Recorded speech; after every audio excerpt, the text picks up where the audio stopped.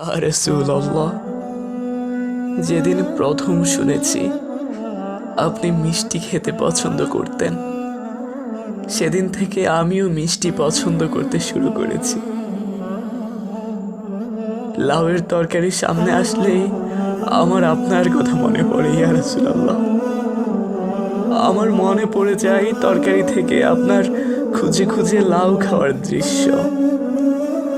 আমি আপনার পাশে বসা সাহাবী হয়ে কল্পনা করি, রাতের আকাশের ঝলমলে ভরা চাঁদটাকে দেখলে আপনার কথাই আমার বারবার মনে পড়ে ইয়া রাসূলুল্লাহ।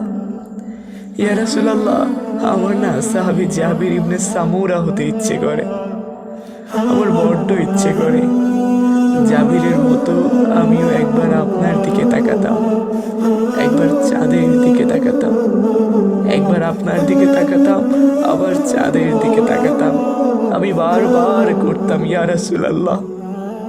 তারপর আমি সিদ্ধান্ত নিতাম, চাঁদের চেয়েও আপনি উজ্জ্বল, আপনি চাঁদের চেয়েও সুন্দর ইয়া রাসূলুল্লাহ। আপনাকে আমি অসম্ভব ভালোবাসি, আপনাকে আমি অসম্ভব ভালোবাসি ইয়া রাসূলুল্লাহ। আমি তো আপনাকে কখনো দেখিনি, কখনো স্পর্শ করিনি, তবু আমার এই হৃদয়ে আপনি আপনি থাকেন সারাক্ষণ ইয়া রাসূলুল্লাহ। আমি আপনার শাফায়াত কামনা করি, আমি আপনার হাত থেকে হাউজে কাউসারের পেয়ালা পান করতে চাই ইয়া রাসূলুল্লাহ। ইয়া রাসূলুল্লাহ, দুনিয়াতে তো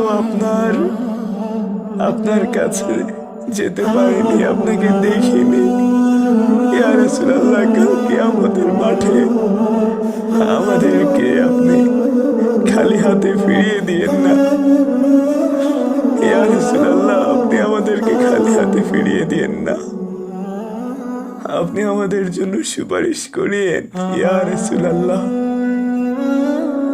সাল্লাল্লাহু আলাইহি ওয়াসাল্লাম।